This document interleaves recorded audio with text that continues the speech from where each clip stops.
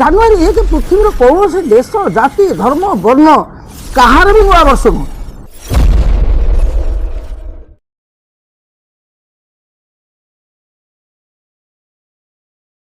ଆଜି ନୁହଁ 2005 ମସିହାରୁ ଯେଉଁ ଓଡ଼ିଆ ଅସ୍ମିତା ଜାଗରଣ ଅଭିଯାନ ଆରମ୍ଭ ହେବା ପରେ ଆମେ ନବବର୍ଷ ଉତ୍ସବ ଅବସରରେ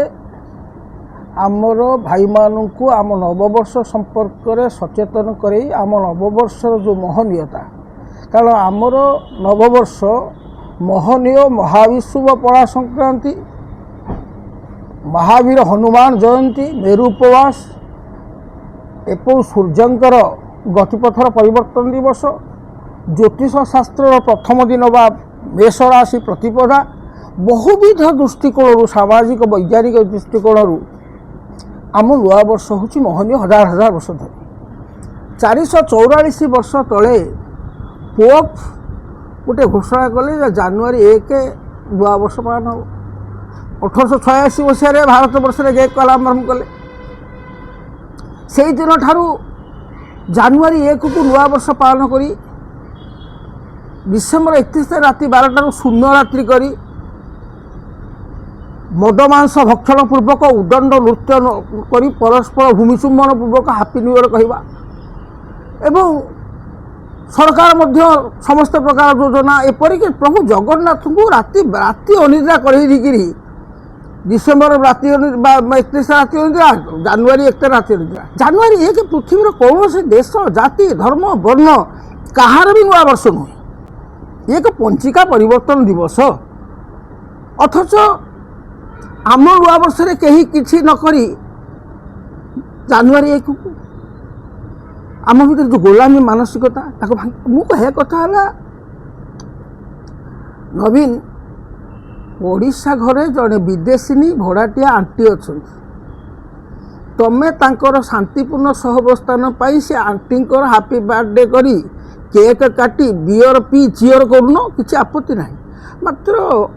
ନିଜର ବାପା ମାଆଙ୍କୁ ଜରା ନିବାସକୁ ପଠାଇ ଇଏ ବିଦେଶିନୀ ଆଣ୍ଟିଙ୍କର ହାପି ବାର୍ଥଡେ କରି ମତୁଆଲ ହେବା, ଏଇଟା ଗୋଲାମୀ ମାନସିକତା ବ୍ୟତୀତ ଆଉ କିଛି ନୁହେଁ। ଏଇ ମାନସିକତା ଭାଙ୍ଗିବା ପାଇଁ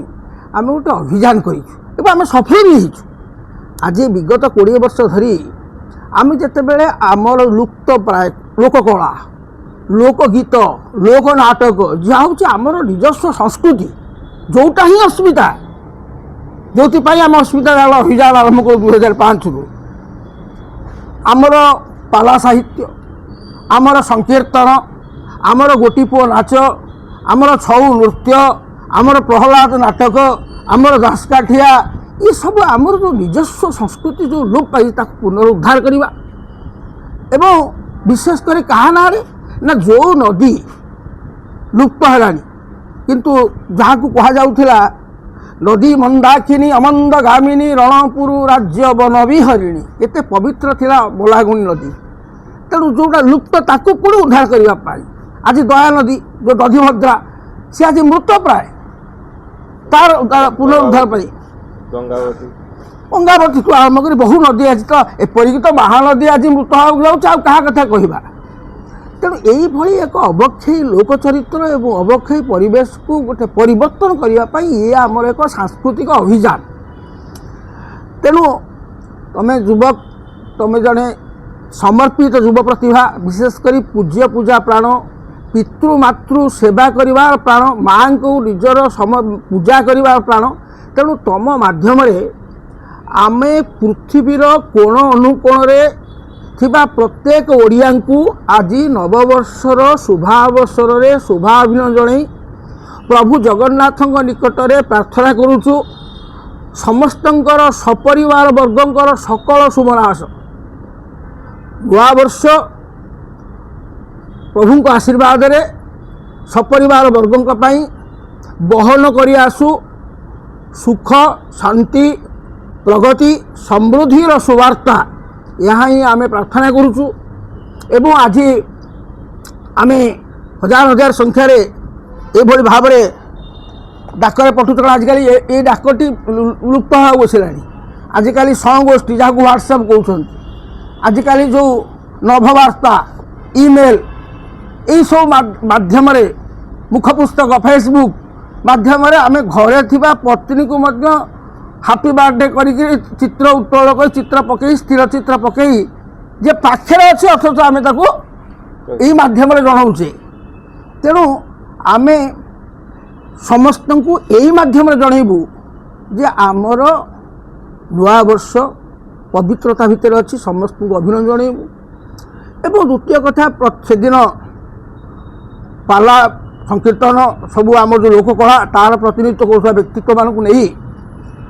विश्वमणि पंडित गोपबंधुंकर प्रतिमूर्ति स्थल सकाल 7 घंटा समय आम माल्यार्पण पूर्वक यह सांस्कृतिक अभियान आरंभ करूँ एवं भारत गौरव मधुओं प्रतिमूर्ति आरंभ कर स्वतंत्र ओडिशा प्रदेश गठनर जो समर्पित अन्यतम विधायी भारत ओडिशार प्रथम प्रधानमंत्री जे गजपति कृष्णचंद्र देव पाला महाराज तांकर प्रतिमूर्ति माल्यार्पण पूर्वक महापुरुष मानकर माल्यार्पण पूर्वक आमर ओडिशा को नेतृत्व देउथुबा व्यक्तित्व मान पर्यंत विभिन्न क्षेत्र में प्रतिष्ठित व्यक्तित्व मानक आम नववर्षर अभिनंदन व्यक्तिगत भाव देबू एवं संकीर्तन मंडली से माने संकीर्तन पाला विभिन्न जगार परिवेशन करेंगे बुध मंदिर ठू आरंभ कर विभिन्न जगार पाला परिवेशन हम रासकाठिया परिवेशन हम एवं आम संध्या बेले रवीन्द्र मंडप में सार्वजनीन पोणा बंटन सांस्कृतिक कार्यक्रम ओडिशा पाइक संस्कृति सामरिक संस्कृति को आधार करी नाटक लोकनाट्य पाला एवं नृत्य ये सब कार्यक्रम हम एवं जो माने विभिन्न क्षेत्र में माने समाज रे प्रतिष्ठित पाला साहित्य संकीर्तन यही क्षेत्र जो माने भी प्रतिष्ठित सारस्वत क्षेत्र में ओडिया माटी मनस्क मानसिकता आधार से आम नववर्ष सुयोग्य ओडिया सम्मान संबर्धित कर समस्त कार्यक्रम से दिन होची तार प्रभाव पड़ानी ओडिशार विभिन्न क्षेत्र में जो साधारण ओडिया माने इंग्राजी नववर्ष पालन कर पालन करने कौन भाग नापी कौन कह कि समस्त को आम निमंत्रण कर डाकरे पठेचु एवं आज जो प्रकार माध्यम से संगोष्ठी हो से मुखपुस्तक हो से नभवार्ता हो से सबुथिरे आम निमंत्रण करूँ ये हूँ ओडिया जातिर महापर्व यही महापर्व रे समस्त सामिल हूँ जो मैंने सामिल नौ से निज निज क्षेत्र में नववर्ष को महा समारोह कारण आमर ठाकुर कि आमर ठाकुर स्थान विशेष स्थल विशेष ठाकुर नुहति आम तो कहूनु आमर ठाकुर होउछन ओडियानाथ आमे कहूनु तो आम ठाकुर होउछन सनातनी नाथ आमे कहूनु जे आमर नाथ भारतनाथ आमर नाथ जगतर नाथ जगन्नाथ आमर श्मशान को श्मशान आम श्मशान स्वर्गद्वार आमर समुद्र ताको आम महोदधि कहू कलिंग सागर जोटा को 1885 मसीह केतेक बंगीय किरानी जोड़ा सत्य तेते द्वापर जुगे ओडिया जातिर अस्मिता जे प्रतीक कलिंग सागर ताकू परिवर्तन कर बंगोपसागर कले आमे अनुकरण और हनुकरण प्रिय माने ताकू बे ऑफ बेंगल कहूचे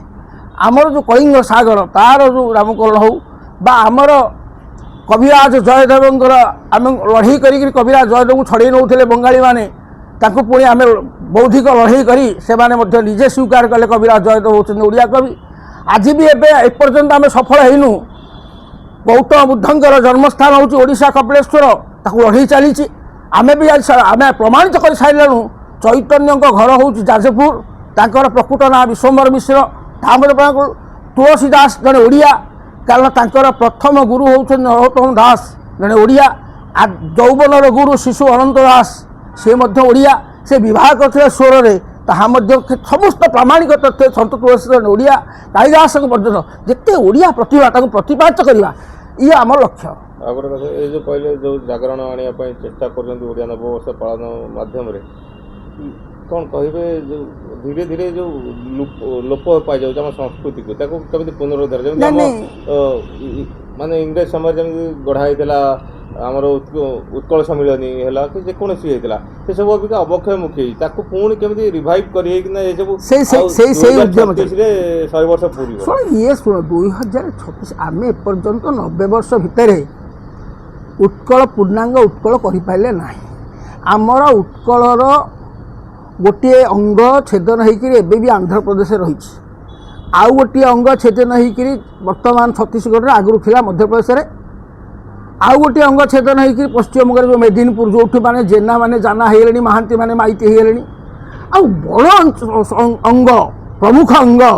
जोटा षढ़ीकला चक्रधरपुर चाईबसा सिंहभूम आदि विराट अंचल आज भी सी बिहार परवर्ती अवस्था झारखंड से झारखंड अच्छी तेणु गोटे कथा हूँ आम एपर्यंत जोते 1936 मसीहा मार्च मास 3 तारिख आमर किछि अंश को नहीं उत्कलर प्राचीन उत्कलर किछि अंश को लेकिन स्वतंत्र ओडिशा प्रदेश गठनर गोटे घोषणा है अप्रैल 1 तारिख राज्यपाल जोगदेला जो दिन समग्र विश्व बोका दिवस पालन करुच्ची से दिन आमको बोका बनईकि एक खंडित अंश को खंडित भौगोलिक अंश को देकर कहे ओडिशा अथच आम विश्व जो दिन बोका दिवस पालन करें से उत्कल दिवस पालन करें कौन अरे उत्कल दिवस नुह ओडिशा दिवस पालन हम 1936 मसीह आमर लड़ई जारी रही आमर अपहृत अंचल ब्रिटिश द्वारा ईस्ट इंडिया कंपानी मान द्वारा जो जाइए आमर आम अंश अंग छेदन होती पुनर्बार गठन करने स्वतंत्र भाव में समस्त ओडिया भाषाभाषी अंचल को एकत्रीकरण करने जो अभियान आज आम चली कारण 90 वर्ष है एपर्यंत आम सफल हो पारि ना तेणु ये एक सांस्कृतिक अभियान।